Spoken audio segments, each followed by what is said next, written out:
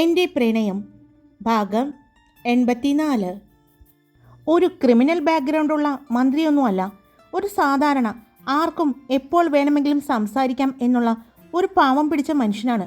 ഗോപിക പറഞ്ഞു. അത് അയാളുടെ പുറംമൂടിയാണെങ്കിലോ? പെട്ടെന്ന് ഹരി പറഞ്ഞതും എല്ലാവരും അവനെ നോക്കി. എന്താ സാർ ഉദ്ദേശിച്ചത്? പെട്ടെന്ന് അവൻ്റെ സംസാരം കേട്ട് ഗോപിക ചോദിച്ചു. അല്ല, അങ്ങനെയുള്ള പെരുമാറ്റവും രീതിയും എല്ലാം അയാളുടെ അഭിനയമാണെങ്കിലോ എന്ന് അവൻ പറഞ്ഞതും എല്ലാവരും പരസ്പരം നോക്കി. അങ്ങനെയും ആകാമെന്ന് അവരുടെ മനസ്സിലും തോന്നി. അപ്പോൾ നിങ്ങൾ പറയുന്നത് ഈ ഋദ്ദിക്കിന് ഈ കേസിൽ പങ്കുണ്ട് എന്നാണോ? അവൾ ചോദിച്ചു. അങ്ങനെ ഞങ്ങൾ പറഞ്ഞിട്ടില്ല. അവന് എന്തെങ്കിലും പങ്കുണ്ടോ എന്നൊരു സംശയം. അത് പറഞ്ഞില്ലേ, അന്ന് അവിടെ ആ സ്പോട്ടിൽ അവനുണ്ടായിരുന്നു. അവനന്ന് ഹോസ്പിറ്റലിലും ആ പെൺകുട്ടികളെ ഫോളോ ചെയ്തിരുന്നു. അതുകൊണ്ട് മാത്രം അവനെ ഒന്ന് സംശയിക്കുന്നു, ഹരി പറഞ്ഞു. എന്നാൽ സാറിൻ്റെ സംശയം ശരിയാണ്. ഞാൻ പറഞ്ഞില്ലേ, പുറത്തേക്ക് ഇവൻ്റെ അതിക്രമങ്ങൾ ഒന്നും വന്നിട്ടില്ലെങ്കിലും ഇവനൊരു ക്രിമിനൽ ബാക്ക്ഗ്രൗണ്ട് ഉണ്ടെന്ന് ഞങ്ങൾക്ക് എല്ലാവർക്കും അറിയാം. പക്ഷേ നിങ്ങളെല്ലാവരും ആവശ്യപ്പെടുന്നത് പോലെ തെളിവുകൾ, ആ തെളിവുകൾ ഞങ്ങളുടെ കയ്യിലില്ല. അതുകൊണ്ടാണ് അവൻ ഇപ്പോഴും നല്ലവനായ ഉണ്ണിയായി ജീവിക്കുന്നത്. അവൾ പറഞ്ഞതും എല്ലാവരും പരസ്പരം നോക്കി. ഗോപികയ്ക്ക് മറ്റെന്തെങ്കിലും വിവരം ഇവനെക്കുറിച്ച് അറിയുമോ? ഹരി ചോദിച്ചു. അതിന് ഇതിനെക്കുറിച്ച് അറിയണമെങ്കിൽ, കൂടുതൽ അറിയണമെങ്കിൽ നമുക്ക് ഒരാളുടെ കൂടെ സഹായം വേണ്ടിവരും. അവൾ പറഞ്ഞതും ആരുടെ? ഹരി ചോദിച്ചു. ഇവൻ പഠിക്കുന്ന കോളേജിലാണ് എൻ്റെ സിസ്റ്റർ പഠിക്കുന്നത്. അവൾക്ക് കൂടുതൽ ഇതിനെക്കുറിച്ച് അറിയാൻ പറ്റും, ഗോപിക പറഞ്ഞു. അത് വേണമെങ്കിൽ അന്വേഷിച്ച് ഇവനെക്കുറിച്ചുള്ള ഫുൾ ഡീറ്റെയിൽസ് പറയാൻ എനിക്ക് പറ്റും, ഗോപിക പറഞ്ഞു. ശരി, എന്ന ഗോപിക അത് ഞങ്ങൾക്ക് ചെയ്തു തരുന്ന വലിയൊരു സഹായമാകും. ഞങ്ങൾ അന്വേഷിക്കാൻ ഇറങ്ങിക്കഴിഞ്ഞാൽ അത് ചിലപ്പോൾ വളരെ പെട്ടെന്ന് തന്നെ ആളുകളിലേക്ക് സ്പ്രെഡാവും. അത് യഥാർത്ഥ പ്രതികൾക്ക് ഇനി ഇവന് തന്നെ ചിലപ്പോൾ രക്ഷപ്പെടാനുള്ള ഒരു മാർഗമായി മാറും, ഹരി പറഞ്ഞു. സാറിന് നാളെ രാവിലെ ഇവനെക്കുറിച്ചുള്ള ഫുൾ ഡീറ്റെയിൽസ് ഞാൻ സാറിൻ്റെ മുന്നിലെത്തിക്കാം, ഗോപിക പറഞ്ഞു. അപ്പോഴാണ് ഹരിയുടെ ഫോൺ റിങ് ചെയ്തത്. അവൻ ഫോണിൽ നോക്കിക്കൊണ്ട് കോൾ അറ്റൻഡ് ചെയ്തുകൊണ്ട് അവിടെ നിന്നും എഴുന്നേറ്റ് പോയി. അവൻ എഴുന്നേറ്റ് പോയതും ഗോപികയും പൊന്നുവും അവളുടെ കൂട്ടുകാരുമെല്ലാമായി സംസാരിക്കാൻ തുടങ്ങി. അവർ സംസാരിക്കുന്നതിൻ്റെ ഇടയിൽ നവീനും പ്രണവും നികേഷും കൂടി മന്ത്രി വിജയകുമാറിനെക്കുറിച്ച് അന്വേഷിക്കാൻ തുടങ്ങി. അയാളെക്കുറിച്ച് വന്നിരിക്കുന്ന ന്യൂസുകളും അയാളുടെ ഇൻ്റർവ്യൂസും എല്ലാം അവർ നോക്കാൻ തുടങ്ങി. സംസാരം കഴിഞ്ഞ് കുറച്ചധികം സമയം എടുത്തതിന് ശേഷമാണ് ഹരി വന്നത്. മിത്ര അയ്യരുടെ സാധനങ്ങളെല്ലാം എൻ്റെ ഓഫീസിൽ വന്നിട്ടുണ്ട്, ഹരി പറഞ്ഞു. എത്രയും പെട്ടെന്ന് ഇവിടെ എത്തിക്കണം. ഓഫീസിൽ ഞാൻ അതിനുള്ള കാര്യങ്ങൾ ചെയ്യാം എന്ന് പറഞ്ഞുകൊണ്ട് നികേഷ് ഫോണെടുത്ത് ആരെയോ വിളിച്ചു. ഇനി എല്ലാവരും ദേ ഈ ചായ കുടിച്ചിട്ട് സംസാരിക്കൂ, കുറേ നേരമായില്ലേ തുടങ്ങിയിട്ട് ചർച്ച എന്ന് പറഞ്ഞുകൊണ്ട് മുത്തശ്ശി അങ്ങോട്ട് വന്നു. ഇതിനിടയ്ക്ക് കൂടി സാർ മിത്രയുടെ കേസ് നോക്കുന്നുണ്ട്. അതുകൊണ്ട് നല്ല ബുദ്ധിമുട്ടുണ്ടാകും എന്ന് എനിക്കറിയാം. പ്രഷർ ഉണ്ടാകുമെന്ന് ഞങ്ങൾക്ക് മനസ്സിലാക്കാൻ പറ്റുന്നുണ്ട്. എന്നാലും ഞാൻ എൻ്റെ സംശയം ചോദിച്ചോട്ടെ? ഈ മിത്ര അയ്യരെക്കുറിച്ച് കുറച്ച് കാര്യങ്ങൾ ഞങ്ങൾക്കറിയാം. അവർ നമ്മൾ ഉദ്ദേശിക്കുന്ന പോലെ അത്ര ഒരു നല്ല സ്ത്രീയല്ല എന്നാണ് എനിക്ക് കിട്ടിയിരിക്കുന്ന വിവരം, ഗോപിക പറഞ്ഞു. എല്ലാവരും അവളെ നോക്കി. നീ എന്താ ഗോപിക പറയുന്നത്? നികേഷ് ചോദിച്ചു. അതെ, ഞങ്ങൾ കുറച്ചു നാൾ മുമ്പ്, നിങ്ങൾ കേട്ടിട്ടുണ്ടാവും, ഒരു കുഞ്ഞിന് അവയവം മാറ്റിവെക്കുന്ന ഒരു ശസ്ത്രക്രിയ നടന്നില്ലേ? അത് ആ ക്രിട്ടിക്കൽ സ്റ്റേജിൽ നിൽക്കുന്ന ആ സമയത്തായിരുന്നു. അതിനുവേണ്ടി, ആ കുട്ടിയുടെ കാര്യങ്ങൾക്ക് വേണ്ടി ഞങ്ങൾ ശരിക്കും പത്രങ്ങളും മാധ്യമങ്ങളും ഭയങ്കര വാർത്തയായിരുന്നു. ആ കുട്ടിക്ക് പറ്റിയ ഓർഗൻ കിട്ടാൻ വേണ്ടി ഞങ്ങൾ എല്ലാവരും ഒരുപാട് കഷ്ടപ്പെട്ടിട്ടുണ്ട്. അങ്ങനെ ഇരിക്കുന്ന സമയത്ത് ഞങ്ങൾക്ക് വിദേശത്ത് നിന്ന് ഒരു സ്ത്രീയുടെ ഒരു എൻക്വയറി ഉണ്ടായിരുന്നു. ആ കുട്ടിയെക്കുറിച്ച് ചോദിച്ചുകൊണ്ട് അവർക്ക് താല്പര്യമുണ്ട് എന്ന് പറഞ്ഞു. അങ്ങനെ അതിൻ്റെ കാര്യങ്ങൾക്കായി ഞങ്ങൾ ഹോസ്പിറ്റൽക്കാരുമായി ബന്ധപ്പെട്ടു. അന്ന് അവിടുത്തെ സർജൻ ഉണ്ടായിരുന്നു, ഒരു ഇസബെല്ല എന്ന് പറയുന്ന ഒരു ഡോക്ടർ. അവരുടെ ജൂനിയർ എൻ്റെ ഫ്രണ്ടായിരുന്നു. സത്യത്തിൽ അവളിലൂടെയാണ് ഞാൻ വിവരങ്ങളെല്ലാം അറിഞ്ഞത്, ആ കുട്ടിയുടെ കാര്യങ്ങളും മറ്റും. അങ്ങനെ അതിനുവേണ്ട കാര്യങ്ങളെല്ലാം പറഞ്ഞു കൊടുത്തു. അവർ നാട്ടിലേക്ക് എത്താനുള്ള കാര്യങ്ങളെല്ലാം ചെയ്തു. ആ സമയത്ത് അവരെ തടഞ്ഞത് ഈ പറയുന്ന മിത്ര അയ്യരാണ് എന്നാണ് ഞങ്ങൾക്ക് അറിയാൻ സാധിച്ചത്. പിന്നീട് ഞങ്ങളും ഡോക്ടർമാരും എല്ലാവരും ഈ പറയുന്ന വിദേശത്ത് നിന്നുള്ള സ്ത്രീയെ കോണ്ടാക്ട് ചെയ്യാൻ ശ്രമിച്ചു. പക്ഷെ ഞങ്ങൾക്ക് അവരെ കോണ്ടാക്ട് ചെയ്യാൻ സാധിച്ചില്ല. അങ്ങനെ ഇരിക്കുന്ന സമയത്ത് ഞങ്ങൾ വീണ്ടും ഡോണറെ തപ്പിക്കൊണ്ട് നടക്കുന്ന ആ സമയത്ത് ഇസബെല്ല ഡോക്ടർക്ക് ഒരു മെയിൽ വന്നു. അവർ അവയവം അതായത് കൃത്രിമ ഓർഗൻ അവർക്ക് ഉണ്ടാക്കാൻ സാധിക്കുമെന്നും ആ കുട്ടിക്ക് അത് നിക്ഷേപിക്കാൻ സാധിക്കുമെന്നും അത് ആ കുട്ടിയുടെ ശരീരത്തിൽ പ്രവർത്തിക്കുമെന്നും അതിനുവേണ്ടി ആ കുട്ടിയെ വിദേശത്തെ അവരുടെ ലാബിലേക്ക്, അതായത് അവരുടെ ഹോസ്പിറ്റലിലേക്ക് എത്തിക്കാൻ പറ്റുമെങ്കിൽ ആ കുട്ടിയുടെ ജീവൻ തിരിച്ചു തരാൻ സാധിക്കുമെന്നും ഈ മിത്ര അയ്യരുടെ ഒരു മെയിലുണ്ടായിരുന്നു. അത് പക്ഷേ എന്തുകൊണ്ടോ അവരുടെ പരീക്ഷണത്തിന് വേണ്ടി ആ കുഞ്ഞിനെ അവർ കരുവാക്കുന്നത് പോലെയാണ് എനിക്ക് തോന്നിയത്. എനിക്ക് മാത്രമല്ല, ആ ഡോക്ടർക്കും, ഗോപിക പറഞ്ഞു.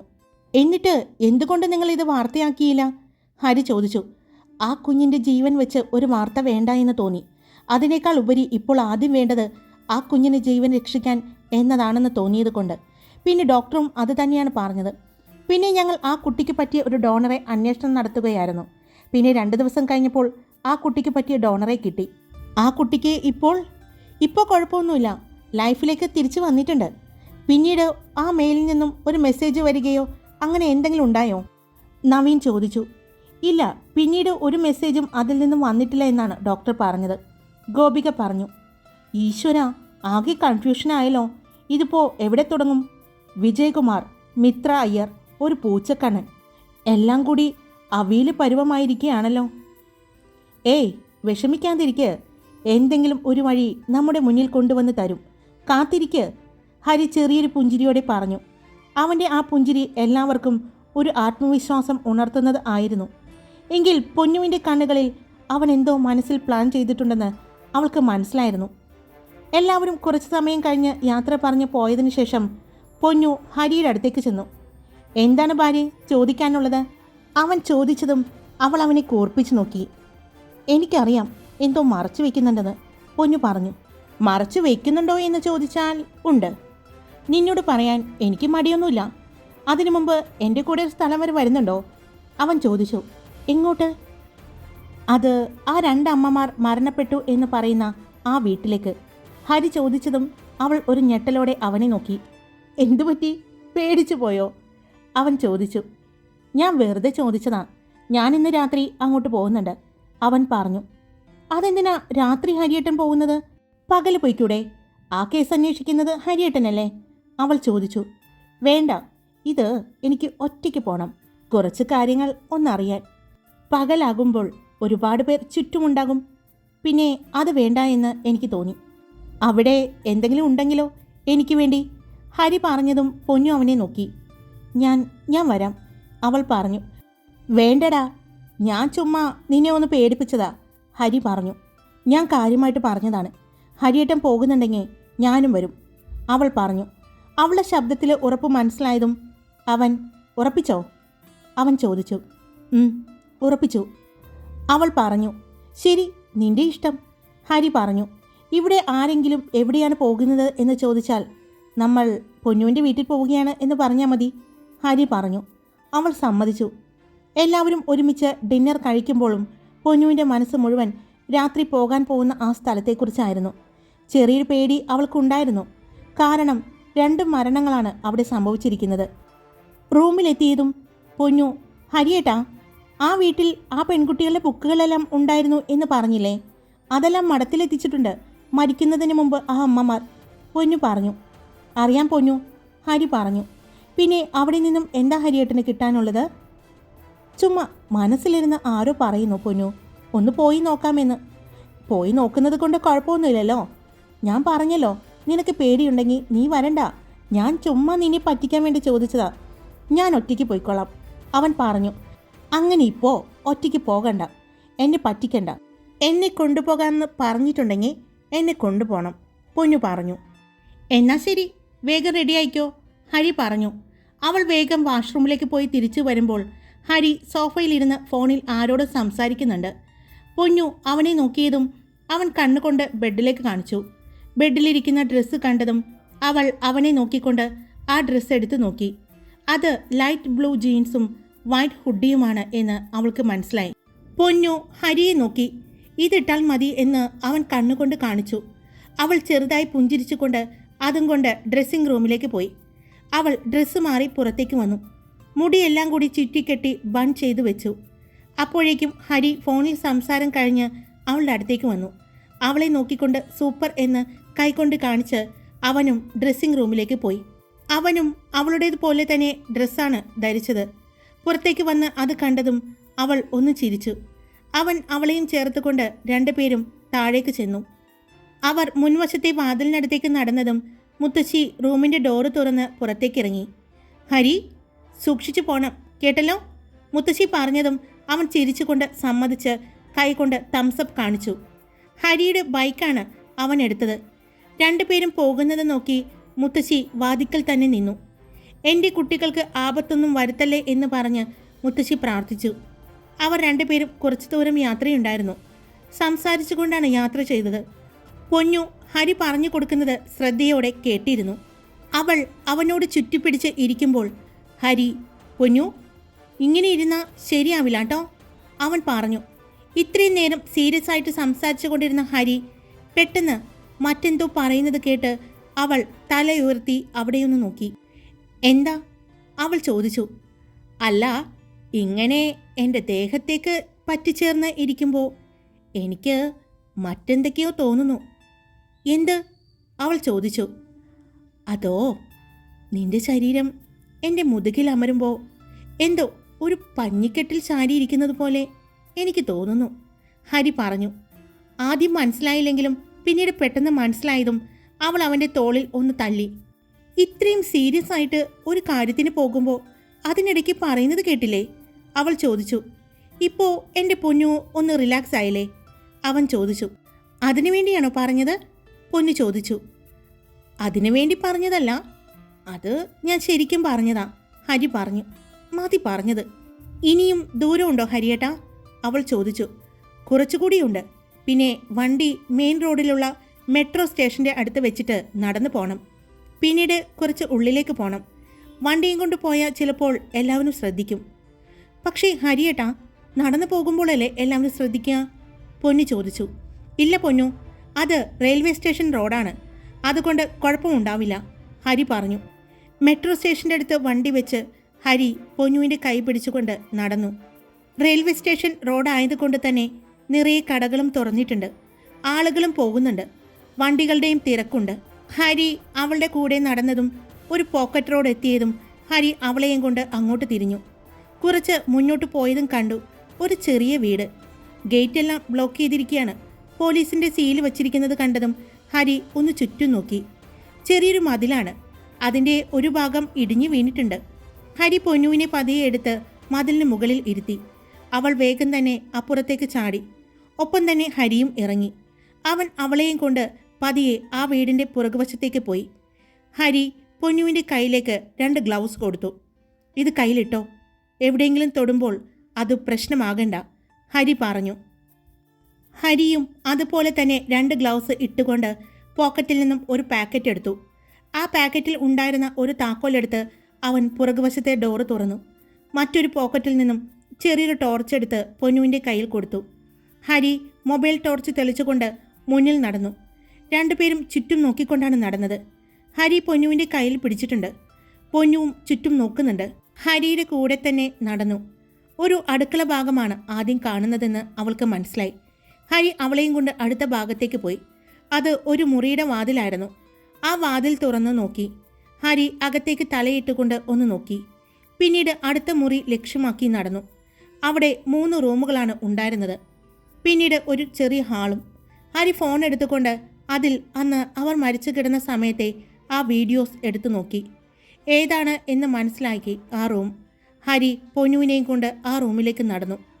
അല്പസമയം ഹരി അവിടെയെല്ലാം ചുറ്റും ഒന്ന് നോക്കി. അവിടെയുണ്ടായിരുന്ന ബുക്കുകളെല്ലാം എടുത്തു നോക്കി. അലമാര തുറന്ന് അതിലെ സാധനങ്ങളെല്ലാം വലിച്ചു വാരി ഇടാതെ തന്നെ അവൻ നോക്കി. പൊന്നുവും അവരുടെ ടേബിളിലുണ്ടായിരുന്ന ബുക്കുകളെല്ലാം തുറന്നു നോക്കാൻ തുടങ്ങി. അല്പസമയം രണ്ടുപേരും നോക്കിയിട്ടും ഒന്നും കിട്ടാതിരുന്നു. ഹരി പൊന്നുവിനെ ഒന്ന് നോക്കി. അപ്പോഴും പൊന്നു ശ്രദ്ധിച്ചത് ഹരിയുടെ മുഖത്ത് നിരാശയില്ല എന്നുള്ളതാണ്. അവൻ്റെ ചുണ്ടിൽ എപ്പോഴും ഉള്ള ആ ഒരു പുഞ്ചിരി അപ്പോഴും ഉണ്ടായിരുന്നു. പിന്നീട് ഹരി ആ പെൺകുട്ടികളുടെ റൂമിലേക്കാണ് പോയത്. അവിടെയും എല്ലാം ഒന്ന് നോക്കി. അവിടെ വളരെ കുറച്ച് സാധനങ്ങളെ ഉണ്ടായിരുന്നുള്ളൂ. ഒന്നും കാണാതെ നിരാശയായിരുന്നു പൊന്നുവിന് തോന്നിയത്. ഹരിയേട്ടാ, അവൾ വിളിച്ചു. ഒന്നുമില്ല പൊന്നു, എന്തെങ്കിലും കിട്ടുമെന്ന് കരുതി ഒന്നുമല്ല ഞാൻ വന്നത്. കാരണം എനിക്കുറപ്പായിരുന്നു ഒന്നും ഉണ്ടാകില്ല ഇന്ന്. പോലീസും ഫോറൻസിക് വിഭാഗവും വന്ന് പരിശോധിച്ചതല്ലേ. എന്നാലും എൻ്റെ മനസ്സിന് ഒരു തൃപ്തി, അത്രമാത്രം. അത്രയും ഞാൻ കരുതുന്നുള്ളൂ, ഹരി പറഞ്ഞു. അപ്പോഴും അവൻ്റെ കണ്ണുകൾ ചുറ്റും നോക്കുന്നുണ്ടായിരുന്നു. അവൻ നോക്കുന്നത് കണ്ടതും അവളും ചുറ്റും നോക്കി. എന്നാ പിന്നെ പോയാലോ, ഹരി ചോദിച്ചു. അപ്പോഴാണ് പെട്ടെന്ന് ഒരു ശബ്ദം കേട്ടത്. ഹരിയും പൊന്നുവും പെട്ടെന്ന് ഞെട്ടി. ഹരിയുടെ അടുത്തേക്ക് പൊന്നു ചേർന്ന് നിന്നു. അവളുടെ പേടി മനസ്സിലായതുപോലെ അവൻ അവളെ ചേർത്ത് പിടിച്ചു. അപ്പോൾ അവൻ മറു കൈകൊണ്ട് അവൻ്റെ ജീൻസിൻ്റെ പുറകിൽ തിരികെയിരിക്കുന്ന ഗണ്ണൊന്ന് പിടിച്ചു. പെട്ടെന്ന് ഒരു പൂച്ചയുടെ കരച്ചിൽ കേട്ടതും ഹരി പൊന്നുവിനെ നോക്കി. പൂച്ചയാണ്, അവൻ പറഞ്ഞു. അവർ രണ്ടുപേരും പൂച്ചയുടെ കരച്ചിൽ കേട്ട ആ ഭാഗത്തേക്ക് നടന്നു. അവർ കിച്ചണിൻ്റെ ഭാഗത്തേക്ക് ടോർച്ചടിച്ചു. അവിടെ താഴെ വീണ് കിടക്കുന്ന ടിന്നുകൾ കണ്ടതും പൂച്ച കയറി തട്ടിയിട്ടതാണ് എന്ന് മനസ്സിലായി. നമ്മൾ വാതിൽ തുറന്നപ്പോൾ അതിലൂടെ കയറി വന്നതായിരിക്കും, ഹരി പറഞ്ഞു. പൊന്നു കയ്യിലുണ്ടായിരുന്ന ആ ടോർച്ച് വെച്ച് അവിടെയെല്ലാം ചുറ്റും നോക്കി. പെട്ടെന്ന് താഴെ വീണ് കിടക്കുന്ന ആ ടിന്നിൻ്റെ അടുത്ത് എന്തോ തിളങ്ങുന്നത് പോലെ തോന്നിയതും അവിടേക്ക് തന്നെ ടോർച്ച് പതിപ്പിച്ചു. എന്താ ഹരിയേട്ടാ അവിടെ എന്തോ ഒന്ന് തിളങ്ങുന്നത് പോലെ, അവൾ പറഞ്ഞതും അത് കേട്ട് ഹരിയും അങ്ങോട്ട് നോക്കിക്കൊണ്ട് നടന്നു. ഒരു ടിന്നിൻ്റെ ഉള്ളിൽ നിന്നും ഒരു ചെറിയ മാലയും ലോക്കറ്റുമാണ് താഴേക്ക് ചാടിക്കിടക്കുന്നത്. അത് ഒരു ഓട്സിൻ്റെ പാത്രമാണ്. അത് കണ്ടതും ഹരി ആ മാല പതിയെ വലിച്ചെടുത്തു. ചെറിയൊരു മാലയാണ്. അതിൻ്റെ ലോക്കറ്റിൽ കിടക്കുന്നത് ഒരു താലിയാണെന്ന് മനസ്സിലായി. ആ താലിയിൽ ഒരു പേര് കൊത്തിയിരുന്നു. ഹരി ടോർച്ചടിച്ച് ആ പേര് നോക്കി. ഋതിക് എന്നായിരുന്നു ആ പേര്. അത് കണ്ടതും പൊന്നുവും ഹരിയും പരസ്പരം നോക്കി. ആ പേര് രണ്ടുപേരും ഒരുമിച്ച് പറഞ്ഞു, ഋതിക്. ഹായ്, സുഖമായിട്ടിരിക്കുന്നു എല്ലാവരും? ഞാൻ സുഖമായിട്ടിരിക്കുന്നു. ദൃശ്യം വ്ലോഗിൽ പുതിയ സ്റ്റോറി ഞാൻ വരുമെന്ന് പറഞ്ഞിട്ടുണ്ടായിരുന്നു, ഓർമ്മയ്ക്കായി. പക്ഷേ ഇപ്പം എൻ്റെ മനസ്സ് ശരിയല്ലാത്തതുകൊണ്ടാണ്. തുടക്കമല്ലേ, മോശമാവരുതല്ലോ.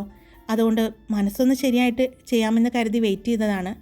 എന്തായാലും വിഷമിപ്പിക്കില്ല കേട്ടോ നിങ്ങളെ, പെട്ടെന്ന് തന്നെ ഞാൻ കൊണ്ടുവരാം. അപ്പോൾ ഇന്നലെ ഒരുപാട് പേര് എനിക്ക് സപ്പോർട്ട് ചെയ്തു. എന്നെ എൻ്റെ തീരുമാനം കറക്റ്റായിരുന്നു എന്ന് എല്ലാവരും പറഞ്ഞു. അതിന് ഒരുപാട് താങ്ക്സ് ഉണ്ട്. എൻ്റെ കൂടെ ഇങ്ങനെ നിൽക്കുമ്പോൾ എനിക്ക് ഭയങ്കര സന്തോഷമാണ്. എനിക്കിങ്ങനെ അഭിപ്രായം ചോദിക്കാനൊക്കെ നിങ്ങളുള്ളപ്പോൾ എനിക്കത് സന്തോഷം തന്നെയല്ലേ. അങ്ങനെ ആളുണ്ടാവുന്നതല്ലേ സന്തോഷം എല്ലാവർക്കും, അല്ലേ? നമുക്ക് നമ്മുടെ വിഷമങ്ങൾ പറയാനും നമ്മുടെ സന്തോഷങ്ങൾ പങ്കുവയ്ക്കാനും നമുക്ക് അഭിപ്രായം ചോദിക്കാനൊക്കെ ഇങ്ങനെ കുറേ കൂട്ടുകാരെ കിട്ടുമ്പോൾ, കുറേ ബന്ധുക്കളെ കിട്ടുന്നത് പോലെയല്ലേ. അപ്പോൾ ഒരുപാട് സന്തോഷമുണ്ട്. പുതിയ ടാബ് അവർ 2 ദിവസം കഴിഞ്ഞിട്ട് തരാമെന്നാണ് പറഞ്ഞിരിക്കുന്നത്. അതൊരു വെയിറ്റ് ചെയ്യണം. അതുവരെ നല്ല ടെൻഷനുണ്ട്. ഇനി അവർ വാക്ക് മാറുമെന്ന് അറിയില്ലല്ലോ, അതിൻ്റെ ചെറിയ ടെൻഷനൊക്കെ ഉണ്ട്. ഇന്ന് പ്രഷർ കൂടിയേക്കായിരുന്നു, നല്ല പ്രഷർ കൂടി കിടപ്പായിരുന്നു രാവിലേക്ക്. എന്തായാലും ഞാൻ സ്റ്റോറി ഇട്ടിട്ടുണ്ട്. അപ്പോൾ എല്ലാവർക്കും ഇഷ്ടപ്പെട്ട ലൈക്ക് ചെയ്യുക, അഭിപ്രായങ്ങൾ പറയുക, സബ്സ്ക്രൈബ് ചെയ്യാത്തവർ സബ്സ്ക്രൈബ് ചെയ്ത് സപ്പോർട്ട് ചെയ്യുക. Love you all. It's me Karthika.